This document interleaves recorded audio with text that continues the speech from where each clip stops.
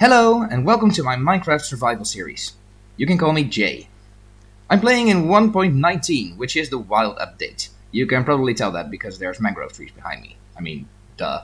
First, I want to have access to all of the wood types, so I'm gonna collect all 7 of the overworld saplings. There's mangrove, acacia, oak, birch, dark oak, spruce, and jungle. There we go. That was easy. No, really. This seed has all 7 tree types within 500 blocks of spawn. There's also this tiny mushroom island just north of the spawn island, and a woodland mansion just to the south. You can find the seed in the description. Now I want to take this boat with chest and explore the ocean, find shipwrecks, and search for as many buried treasure chests as I can find. How many do you think? Leave your guess in the YouTube comment section below.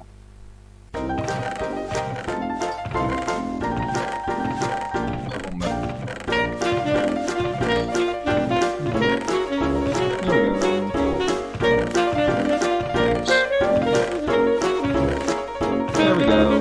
Wonderful.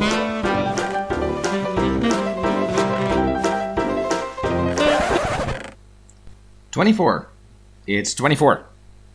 You can tell because every buried treasure chest has exactly 1 Heart of the Sea in it, and there's 24 here, which means I opened 24 buried treasure chests. I forgot to record one of the chests, in case you were counting.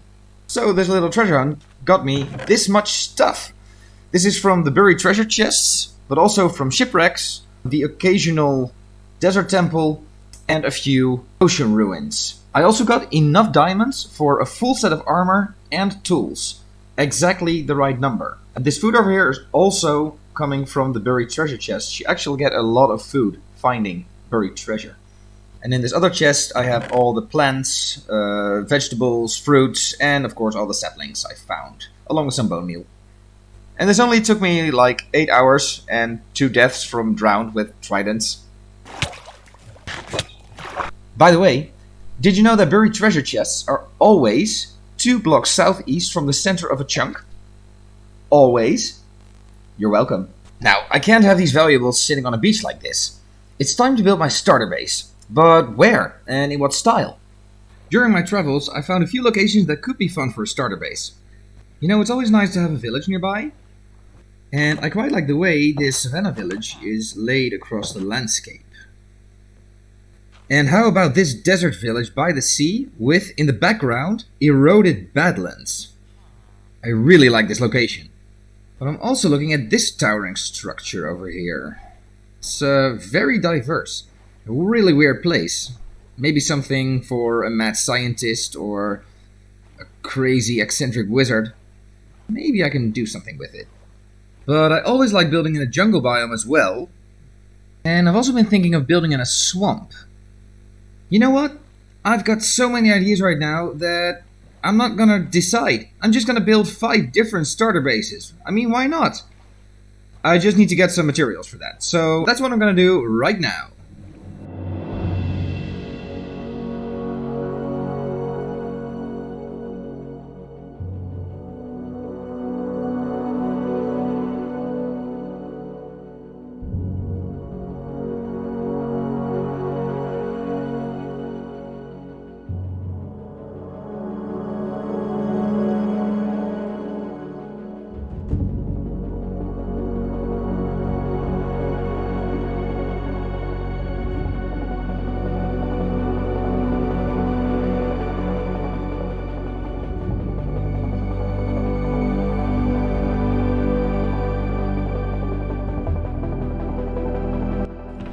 This should be enough for a start.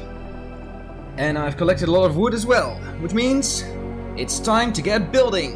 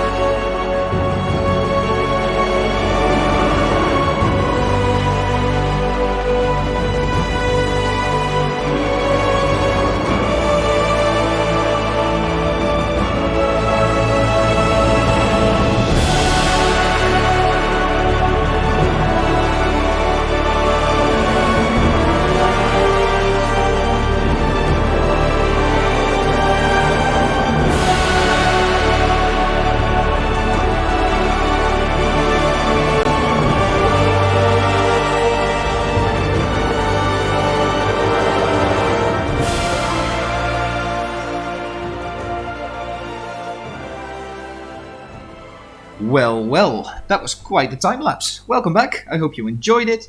Let me walk you through these 5 builds and explain some of my ideas behind them and the plans I have for this series. Starting with this farm. It's inspired by Roman architecture, which means there's a lot of rectangles involved and plaster made with white terracotta blocks. And on the inside there's crops, there's animals, just like any other farm. It's surrounded by a wall, so it's very safe. There's a porch with a lot of storage and a crafting area. I made this lazy couch because Roman people apparently like to lie down a lot. And in terms of interior, there's actually not much. There's a room over here, which is a kitchen with more storage and furnaces. And on the other side is a bedroom with a nice pink bed, a chest, a little flower pot, another Roman sofa because lying down, you know, and there's a map of the village in here.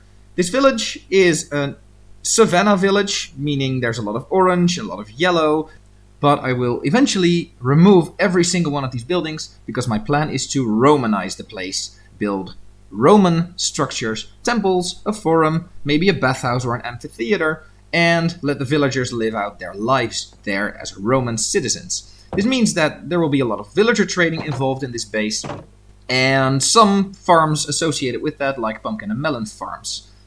Time for the next base. This is the Badlands outpost. I tried something different with this one. I got inspired by the orcish build style of World of Warcraft, so that's what this hut tries to resemble. Maybe you'll see it, maybe you don't. It's actually a hexagon instead of a circle, because most of the orcish builds in World of Warcraft are hexagons. It's the first build, but I'm planning to build more of them, like a storage room and a smelting room. The entire area here has been fenced in for safety, and there's plenty of room for some other buildings. The main function of this area is going to be resource collecting. I will be using it to chop trees, so I brought most of the saplings in here. And of course the Badlands are a great place to collect gold, and there's actually a desert nearby, so there will be fossils as well, providing a good source of bone meal, hopefully. There's also this village near the outpost. I'm planning to use the other village mainly for librarians and farmers. So this village can focus on different trades, like equipment trades, weaponsmiths, toolsmiths, armorers, fletchers, maybe clerics, so I'll be able to trade the gold if I want to. And because this village is by the sea, I think fishermen make a lot of sense in this village. This village has a lot of open space and is very flat, so it'll be easy to put some larger orcish style builds in here. And then there's this beautiful structure. The base portion of it is actually very small. Most of the work went into the tree, of course. It's supposed to be a willow tree. I hope you were able to see that. The interior is very small. There's very little storage, a few barrels, a few chests, a bed, a little kitchen, but it's really, really simple. I kept the interior very earth-like with coarse dirt and rooted dirt for the floor, mud bricks and packed mud for the walls, and hanging roots from the ceiling, because this base is actually nestled within the roots of the tree. The roots are going around and the house is built underneath. I imagine a hermit, a druid or a witch to live here. This base will mostly be used for alchemy related things, so brewing, potions and stuff. Okay, this has got to be the weird one of the bunch. I imagined a laboratory of a wizard with a wizard's hat for a roof, colored like it's a big fire. Imagine there have been some experiments gone wrong in this place. The walls are blackened in some places. I've used cobbled deep slate for that and cracked stone brick. There's a hole over here, like some explosion has occurred in this area. It's all very imaginative. The interior is actually one of my favorites. There's a fireplace, a fancy floor with yellow glazed terracotta. There's storage all over the place. There's potted plants. It's all very nice, really. I will use this base for experiments with fire, with redstone, with explosives, you name it.